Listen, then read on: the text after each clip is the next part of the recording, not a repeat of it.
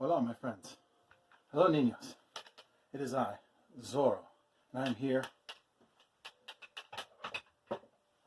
to read a story to you.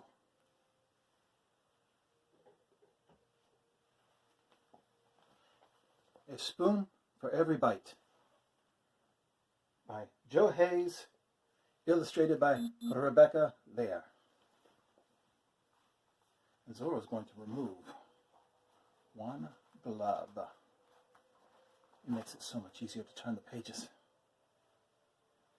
Yeah? A spoon for every bite.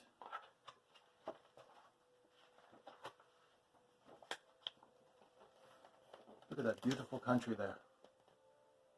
Clouds and cactuses, and rolling mountains. A long time ago, there lived a couple who were so poor they owned only 2 spoons. One for the husband and one for the wife. And there they are. Their neighbor was very rich, like my friend the alcalde. His big house was filled with fine furniture, and he was very proud of his wealth and his possessions. And there he is. And if you notice, he's got a spoon in a frame here and here, and he's got a spoon on the floor over here.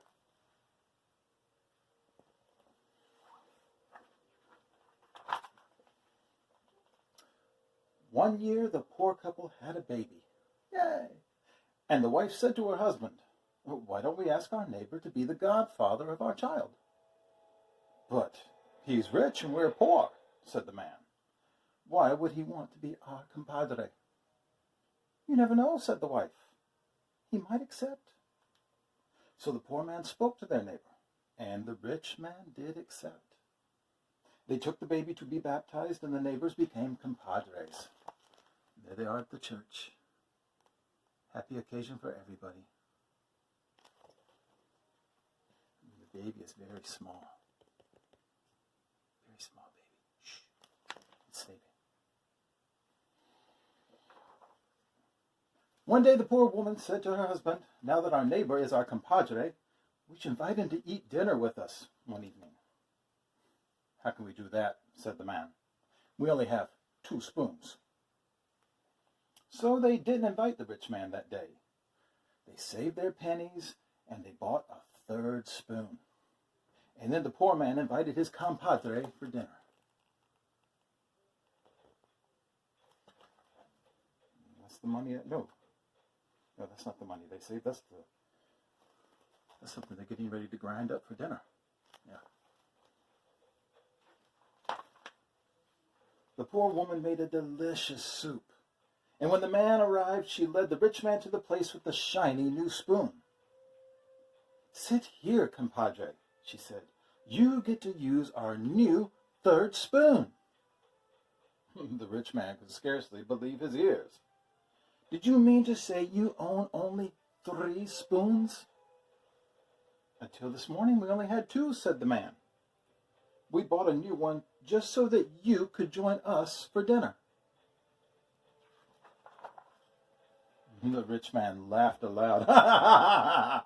"You had only 2 spoons? And you bought a 3rd one for me to eat with? Why, I have so many spoons, I could use a different one each day of the year, if I wished to. A different spoon every day for the whole year. That's a lot of spoons." The poor man was embarrassed. But the poor woman spoke up. "Oh, that's nothing, compadre. We have a friend who uses a different spoon for every bite he takes." The rich man shook his head, but the poor man knew what his wife meant. She's over here winking at him, see? She's giving him that little wink, and he's winking back. Yeah, they know. The rich man was so upset by the idea that someone might live even more lavishly than him that he could not enjoy his soup. And that night, he lay awake thinking about it. Spoons. Instead of sheep, there's spoons going through his dreams at night. Spoons everywhere.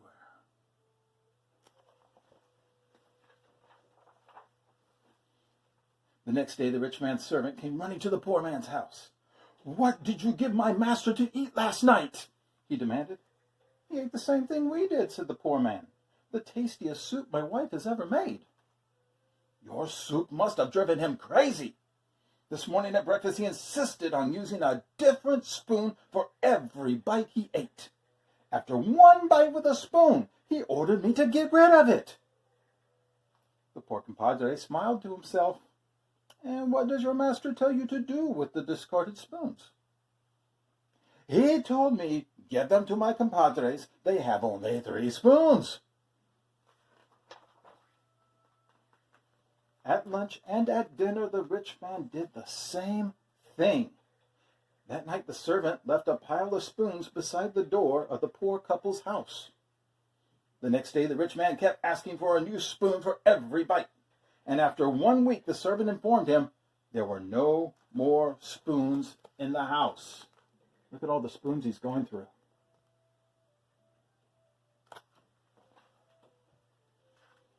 "Get me some more," the rich man demanded. "Do you think I'm too poor to buy spoons?" The servant bought all the spoons in town. Then he had to travel to other towns to buy more spoons. The rich man began selling his livestock and his land to buy spoons. A mountain of spoons stood beside the poor couple's house. Look at that. Even if it's not silver, that's a lot of metal. That's worth some money to those people. In a year, the rich man squandered all of his wealth, and there were just 3 spoons in his house. He walked angrily to the poor couple's house and pounded on the door. "You lied to me," he roared at them. "No one can use a new spoon for every bite. I have proved it. I was the richest man around, and not even I could do that." And he does look quite upset, doesn't he? And his house is empty.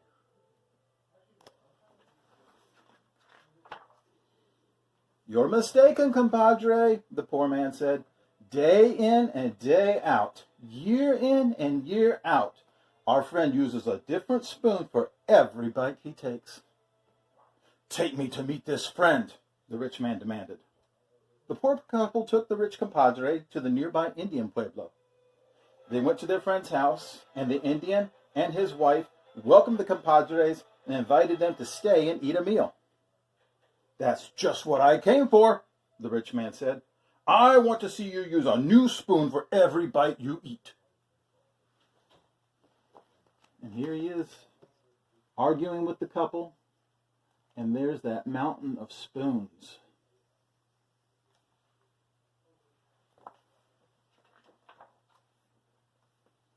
"Spoon?" asked the Indian. "This is the only spoon I use." He pointed to a stack of tortillas on the table. He broke off a piece of tortilla, and he scooped up some beans, and the beans and the tortilla soon disappeared in his mouth. "He'll never use that spoon again," laughed the poor man. Again, the rich man was too upset to eat his meal. He got up from the table and he walked home sadly. The rich man cannot believe his eyes. The Indian is eating the tortilla and the beans, and the poor man and his wife are just smiling, and there's the baby. The poor couple enjoyed every bite of their meal with their friends, spoon and all, and then they walked home smiling. They knew that when they had sold all those spoons the rich compadre had thrown away, they would live the rest of their days in comfort. And there's the happy family. The end. Well, niños, I hope you enjoyed today's story. I hope you're washing your hands. I hope you're listening to your mother and your father. And I hope you're not letting the news scare you. Just do what you're supposed to do, and we will all be fine. Adios, my friends. Until next time.